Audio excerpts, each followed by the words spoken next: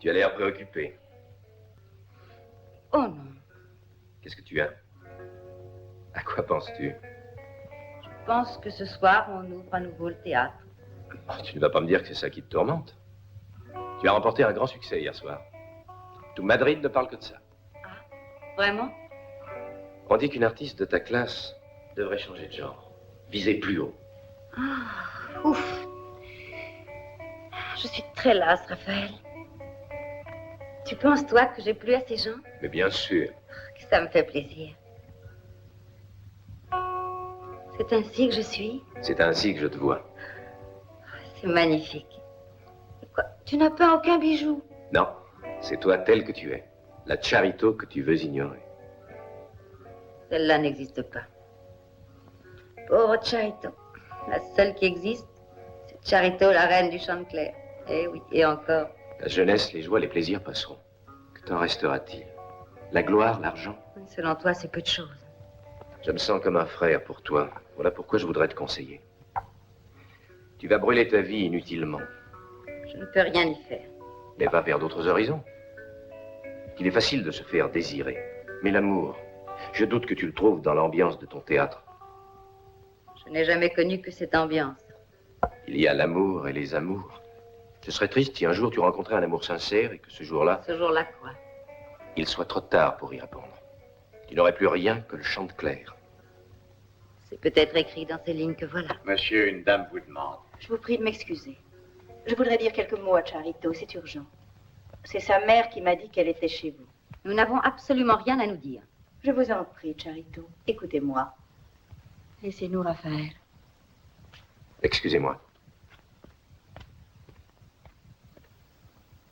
Qu'est-ce que vous me voulez?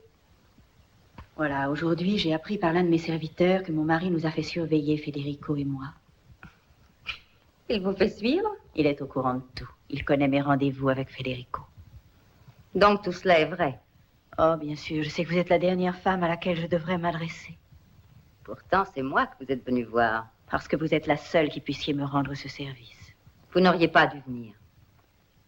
Écoutez-moi, Charito. Tout est fini entre Federico et moi. Ce n'est plus que du passé. Ce qui nous unit aujourd'hui, c'est tout autre chose. Vraiment? Croyez-moi, c'est une chose dont je ne puis rien dire et qui nous oblige même à nous voir souvent tous les deux. Mais nos rendez-vous n'ont rien d'amoureux, quoi qu'ils puissent en garder toutes les apparences. Assez, je vous en prie. Qu'est-ce que vous attendez de moi? Tous les lundis, je vais rendre visite à Federico. Aujourd'hui, on essaiera de me surprendre. Eh bien, il ne faut pas y aller. Il n'empêche que le doute subsistera et que Federico devra se battre en duel. Vous croyez? Ma modiste habite le même immeuble que Federico. Oui, Madame Berthe. Je la connais, je suis sa cliente. Oui, vous aussi.